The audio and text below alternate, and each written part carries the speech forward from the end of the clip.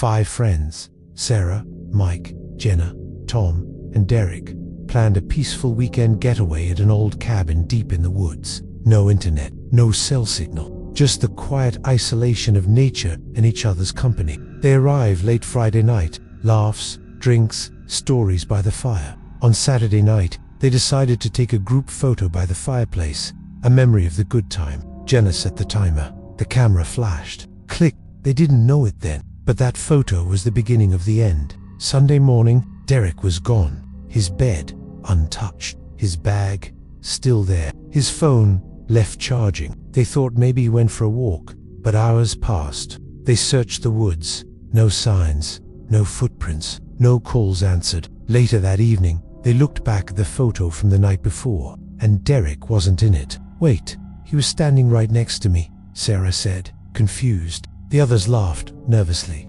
Maybe they were remembering wrong. But it wasn't just that picture. Every photo from the trip, selfies, group shots, even the campfire ones. Derek didn't appear in a single one. They called the police the next day. No answers, no help.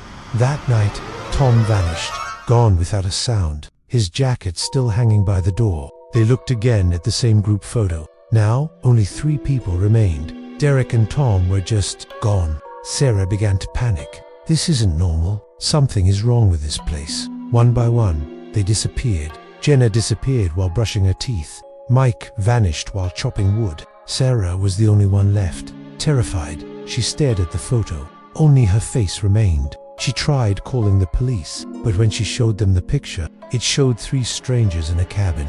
No one recognized her. No one believed her story. She wasn't even sure if her name was really Sarah anymore. Later that night, she opened her front camera to record a message. The screen was black, and then she saw it. Her reflection wasn't there. Days later, hikers found the cabin. Empty, dusty, still. Inside, the only object left was the camera, still standing on its tripod. Battery full. 1 photo on the memory card. A group shot, but none of the original 5 could be identified. Just for blurry, faceless people. And 1 empty space where a 5th person should have been. The photo was posted online a few weeks later. No one knows who uploaded it. But since then, strange stories have popped up. My sister is gone, and no one remembers her. There is a person missing from all my pictures, and I can't remember who it was. Every time I look at that cursed photo, I feel like something or someone is being erased. Some say if you stare at it long enough, you'll start to forget someone you love. 1 month after the mysterious photo went viral online, a man named Elliot Gray came forward. He claimed he was the one who found the camera in the cabin. He was a freelance photographer, always looking for haunted locations to document. He visited the woods alone and stumbled upon the abandoned site after hearing strange rumors from hikers. When asked why he uploaded the photo, he simply said, "I didn't. It uploaded itself." That was the last interview he ever gave. 3 days later, Elliot disappeared. No one remembered him, not even his parents. His apartment was empty, no birth records, no social media history, as if he never existed. All that remained was a single note scribbled on a mirror. "There is a room that remembers." Reddit users began to piece together details from similar disappearances. All the victims had viewed the photo online, reported memory issues shortly after, claimed they had dreams about a white room with no doors. People started calling it the memory room. It was described the same way every time. White walls, fluorescent, buzzing, faint whispers, like names being spoken backwards, and a single, framed photograph hanging crooked on the wall. Some said they could see their loved ones fading from the frame. Others heard someone whisper, "The less you're remembered, the closer you come." Soon, TikToks and YouTube shorts emerged showing people reacting to the cursed photo. Most were fake, but a few clips were ... disturbing. In one viral video, a man reacts to the photo live on stream. Suddenly he pauses, blinks, looks confused. He mutters, "Wait, where's my sister?" He stares at a family photo behind him. A girl is missing. Then the screen glitches and the live stream cuts out. The channel was deleted within 24 hours. No one has seen the man again. News outlets refused to report it. Subreddits discussing the photo were banned. AI image detectors couldn't scan the original file. It registered as unknown media. Some believe governments got involved. Others think the photo is not digital at all. but a memory virus traveling through images. The more people talk about it, the more unstable reality becomes. An anonymous poster left one last message. If you're reading this and you've seen the photo, take every picture you own.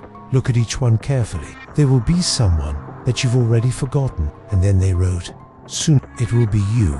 A girl named Emily Renner, a 22-year-old psychology student, became obsessed with the viral disappearances. She had a theory. The cursed photo was more than just an image. It was a mnemonic parasite, a self-replicating entity that lived inside memories, not machines. So she tried something reckless. She printed the photo, pinned it above her bed, and stared at it for 6 hours straight. By morning, she couldn't remember her father's face. She called her mother in a panic, but her mother replied, "Sweetheart, you've never had a father. You a donor can see." Emily began hearing her name whispered from mirrors. Her own reflection started to lag, blinking late, smiling when she wasn't. Then one night, her reflection turned around and walked away. The world didn't end, but it cracked. People began reporting sudden, collective gaps in memory.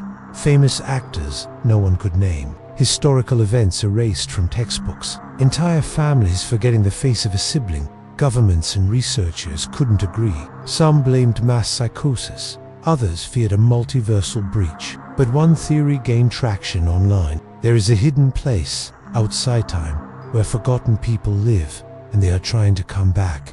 How? Through you. By making you forget them, so they can take your place. Emily was last seen walking into an abandoned photo studio in her city. When police found her camera, it had a single image, a long white hallway, dozens of blurred faces, some crying, one person smiling at the lens, her name carved into the wall beside them.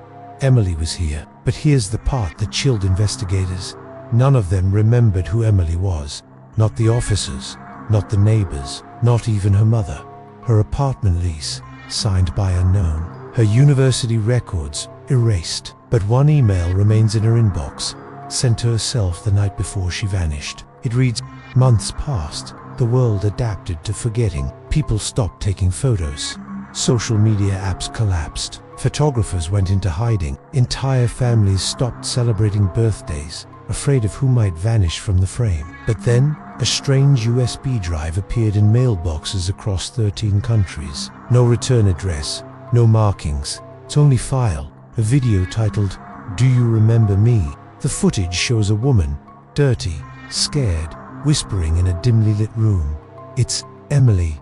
She looks directly into the lens. Her eyes are hollow, like she hasn't slept in days. Then she says, "This is the last place where I exist." They live in a place between memories. They feed on forgetting. She points to a wall behind her, covered in Polaroids, all blank. She picks one up and whispers, "This was my best friend. Her name was..." "I can't." Suddenly, her eyes widen. She looks off camera. A second later, the video glitches. But in the last frame, you can faintly read, "You are next." Then it cuts to black. A team of underground researchers calling themselves the Nemo Division published one final report. It never made it to the public, except for one leaked page. It contained a warning: do not look at the cursed photo. Do not attempt to recover forgotten people. Once a name is lost, it becomes available. They are not gone. They are wearing your memories like masks. Every time someone forgets, they get stronger. You're sitting in your room.